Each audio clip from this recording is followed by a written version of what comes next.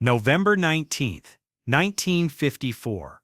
A Cadillac on the San Bernardino Highway collided head-on with a car coming from the opposite lane. The steering column drove straight into the driver's face. The driver was Sammy Davis Jr., and with the sound of that crash, his left eye, his career, and everything he believed about his life shattered. At least, that's what everyone thought. Before the ambulance sirens had even faded, 3 reporters were already waiting at the hospital entrance.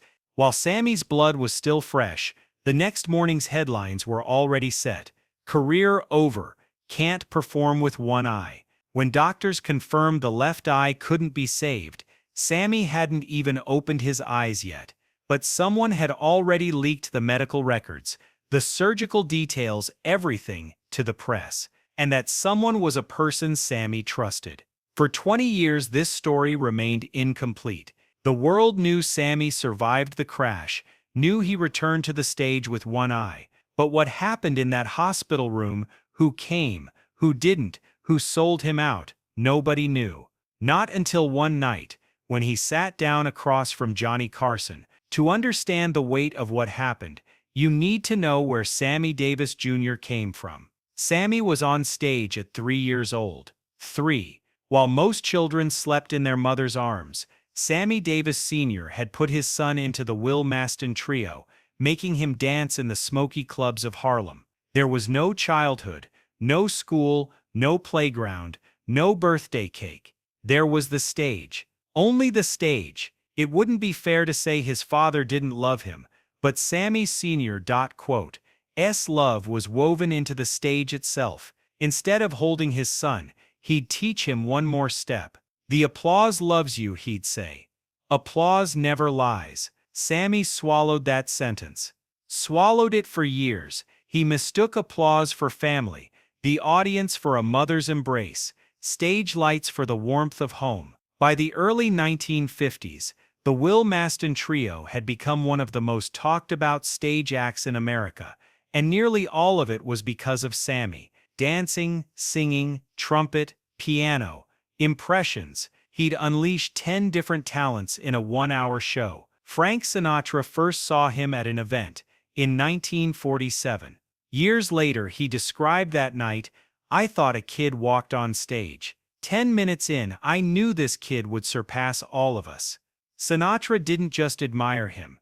He took Sammy under his wing. He got him into Las Vegas, and in an era of intense racism, getting a black performer onto a Vegas stage was a battle in itself. Sammy could perform on stage, but couldn't enter through the front door. After his show, he was expected to leave through the back. Despite all these humiliations, he'd explode with such energy on stage that the audience's racism crumbled beneath the applause, at least while he was performing. But off stage, Sammy was alone. His mother, Elvira Sanchez, had left his father when Sammy was still a baby. He barely knew her. When he said family, he meant the stage crew, Will Maston, his father, and people he'd met on tour. The friends he made in Hollywood were satellites orbiting him only as long as he shined. Fame attracted them, darkness repelled them, as he once confided to those close to him. "When I walk into a room, everyone's laughing, everyone loves me. When I leave, my phone doesn't ring. So I don't leave the stage." That was the man sitting behind the wheel on the San Bernardino Highway on November 19th, 1954, 30 years old. Talented but fragile, drunk on fame but starving for love, surrounded by people but fundamentally alone. He'd just finished a show in Las Vegas. There was a recording session in Hollywood the next day, and Sammy never wanted to miss an opportunity. He was afraid that if he stopped, the applause would stop too. He hit the road at midnight. In the early morning hours, a car from the opposite direction suddenly swerved into his lane. Sammy yanked the wheel, but it was too late. Metal, metal. The tip of the steering column drove into Sammy's face, right into his left eye. "I thought half my face was gone," he'd say years later. "It was only one eye, but in that moment, my whole world went dark." When Sammy arrived at Community Hospital, His face was unrecognizable. Doctors worked for hours. The left eye couldn't be saved. His nose was broken. Deep cuts marked his face, but Sammy was alive. The real catastrophe began in the hospital bed.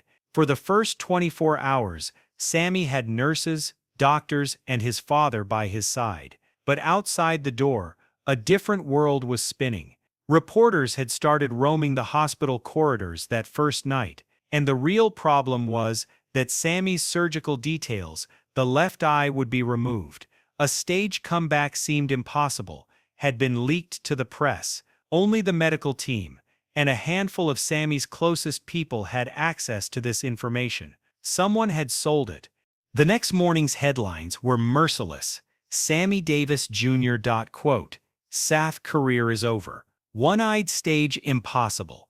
One tabloid tried to print a post-surgery photo of Sammy's face. Hospital staff stopped it at the last second, but the damage was done.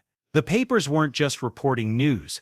They were preparing Sammy's funeral. He wasn't dead yet, but they'd buried his career. When Sammy opened his eyes, the first thing he saw was his father's face. The second was the white light on the ceiling.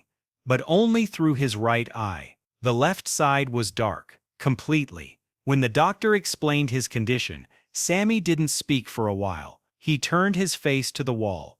"How long?" he finally asked. The doctor didn't understand. "How long until I can get back on stage?" The doctor couldn't answer. The nurse left the room. In the days that followed, Sammy's room should have been overflowing with visitors. There were dozens of names who'd worked with Hollywood's brightest star, shared stages with him, rushed to his parties, but the people who actually came to that hospital room could be counted on one hand. The phones went silent. No flowers arrived. Postcards, telegrams, Hollywood's flashy solidarity ritual that kicked in during every crisis didn't work for Sammy. Whispers circulated backstage. How's he going to dance with one eye? Stage movement is impossible without depth perception. Poor guy, he's finished. These words didn't reach Sammy. At least not in the first days. On the fourth day, Sammy couldn't take it anymore. He asked the nurse for newspapers. She refused. Eventually, his father stepped in and brought them. As Sammy held the clippings with one hand, the other was unusable due to bandages. He saw his own name next to the words "finished," "impossible," "over." One of them read like an obituary.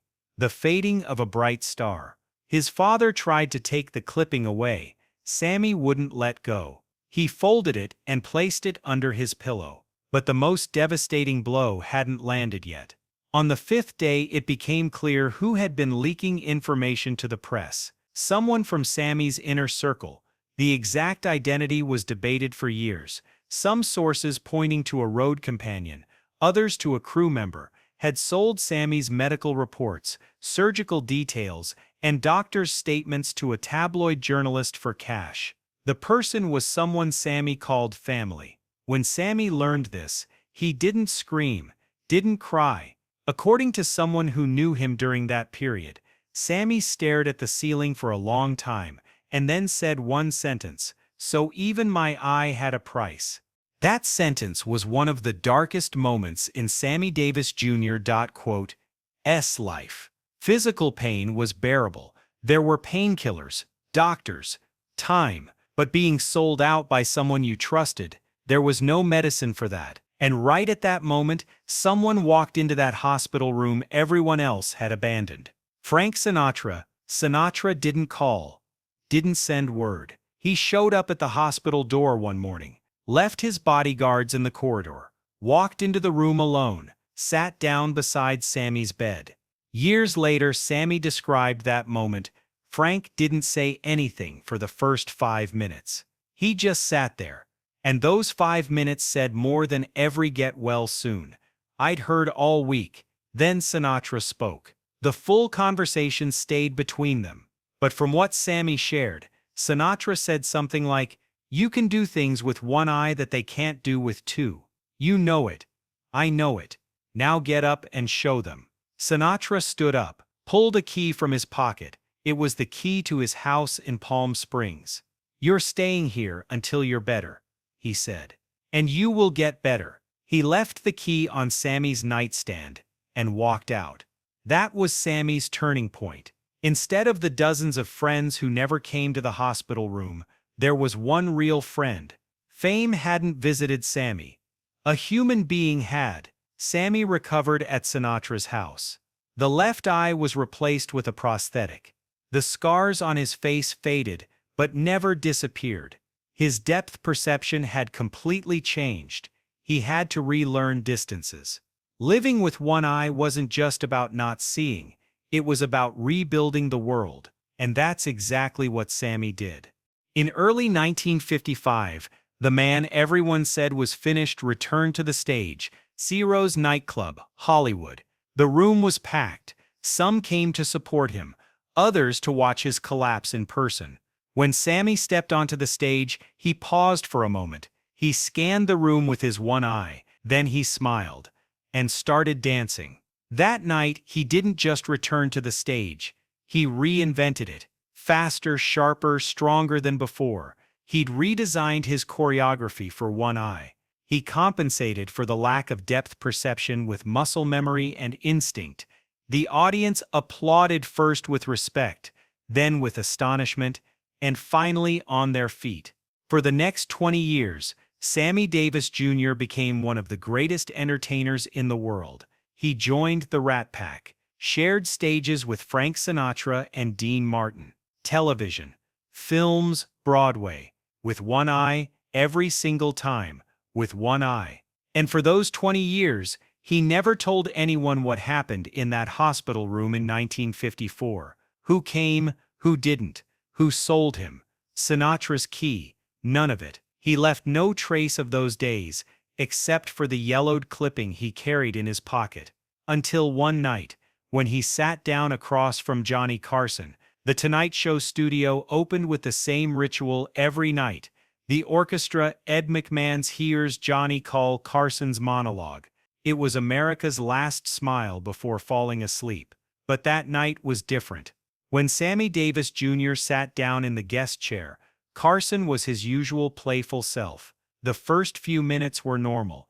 Two old friends in a comfortable chat before the television cameras. Sammy did a Frank Sinatra impression. The audience went wild. Everything was following the Tonight Show's usual course. Then the expression on Sammy's face changed, not all at once, slowly. The smile withdrew from his lips first, then from his eye. Carson noticed he was a man who'd been reading faces every night for 20 years. He could instantly catch the moment a performer's mask slipped. He stopped laughing. "Sammy," he said, half joking, half serious. Sammy paused. His hand went to his jacket pocket, and from it, he pulled out a yellowed, worn, creased newspaper clipping that had been folded and unfolded so many times it was on the verge of falling apart. He placed the clipping on the desk. Carson's eyes dropped to it.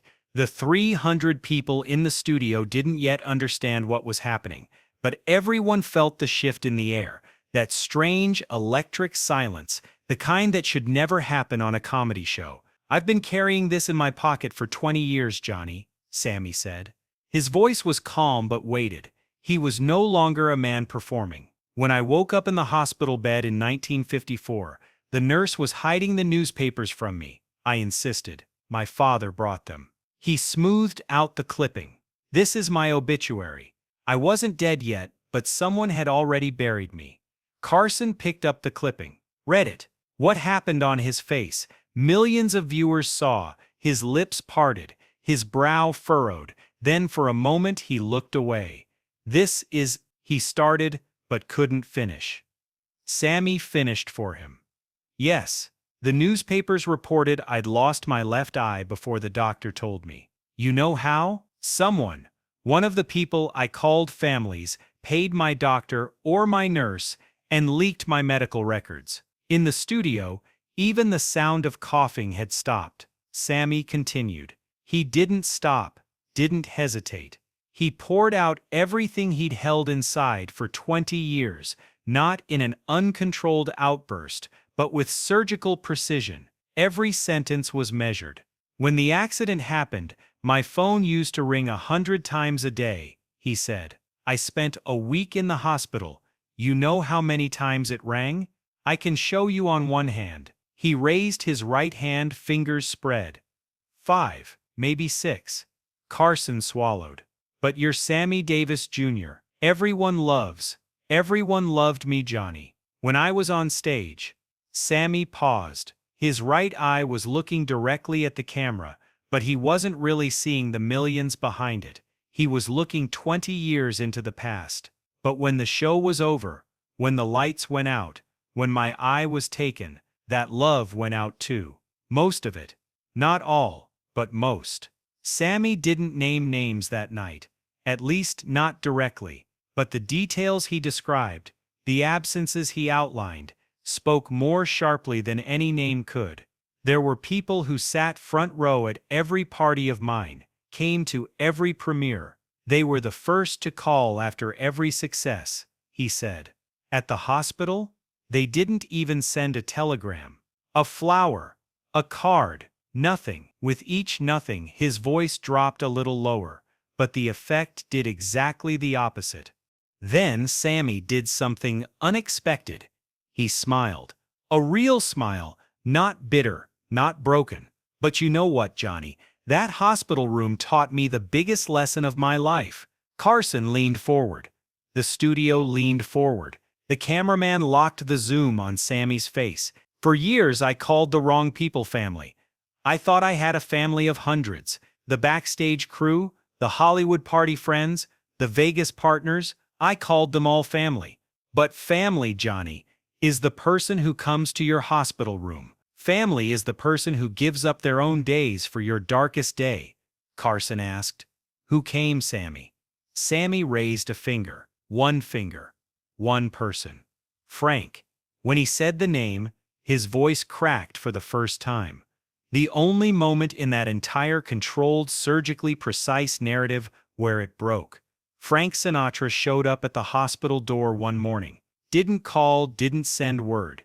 He came, walked into my room, sat down, didn't say anything for 5 minutes. And those 5 minutes, Johnny, those 5 minutes were louder than the loudest applause I've ever heard in my life. Carson's hand was under the desk. In 20 years of television, he'd had a response for almost every situation, a quip, a redirect, a transition. But now he couldn't find the words. Sammy continued. Frank left me a key, the key to his house. You're staying here until you're better, he said. Hundreds of people had told me we love you, Sammy. One person left a key. That's the difference, Johnny. That's exactly the difference. I've been on stage since I was 3, he said. His voice was settling now, descending into a deeper place. My father used to tell me the applause loves you, and I believed it, Johnny. For 30 years I believed it. I believed applause was love. The audience was family. The stage lights were home. When I lost my left eye, the applause went silent. The audience scattered. The lights went out. And when I was left in the dark, I understood. Applause doesn't love you. Applause rewards you. Love is something else. Love is the person who knocks on your door in the dark.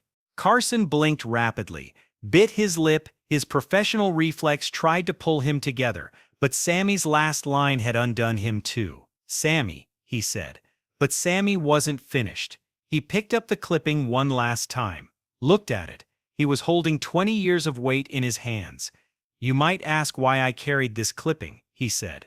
Not out of anger, not for revenge. To remember. Every morning I'd look at it and remember, the people who buried you were wrong. But tonight, he placed the clipping on the desk, pushed it toward Carson.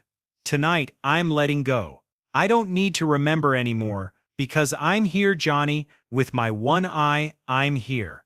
And they, the ones who buried me, are sitting in front of their televisions watching me. Sammy smiled. This time it was wide, warm. Not a stage smile, but not fake either. It was the lightness of a man who had just set down a 20-year burden. Carson picked up the clipping, looked at it for a moment, then slowly, respectfully, extended it back to Sammy. You keep this, Sammy, he said. his voice low. "This is your war medal." Sammy nodded, took the clipping. But this time he didn't put it in his pocket. He left it on the desk. Open, visible. There was nothing left to hide. For the rest of that night, Carson and Sammy laughed together. Sammy did another Dean Martin impression. Carson pointed to the clipping on the desk and said, "I'm going to frame this and hang it in the studio," and the audience laughed. But this laughter was different from before. It was the relieved laughter of people who had shared something fragile. The show ended. The lights went out. The audience dispersed. But what was said that night didn't disperse. The next morning, the Tonight Show's phones wouldn't stop ringing. People had started thinking about their own hospital rooms, their own false friends, the people who did or didn't knock on their door in their darkest moments.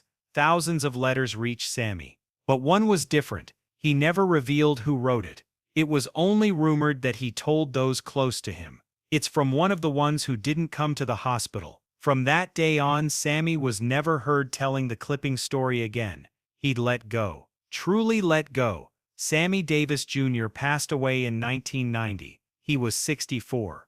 Thousands came to his funeral. Hollywood's biggest names, politicians, musicians, fans. But amid that crowd, one person carried the real weight. Frank Sinatra sat in the front row, silent. He didn't say a single word throughout the service. Just like in 1954, in that hospital room. He didn't speak because there was nothing to say.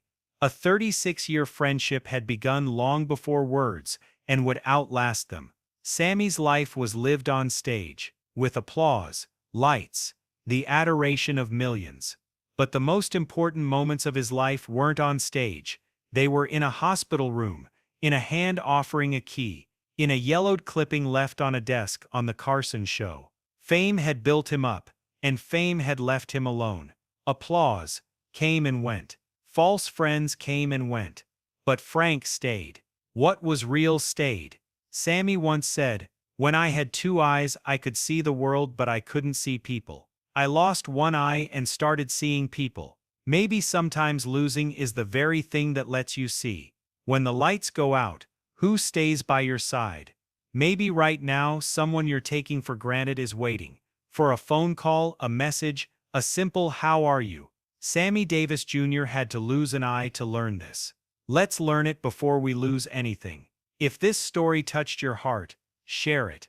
And subscribe, because on this channel we tell the moments that should never be forgotten. See you in the next story.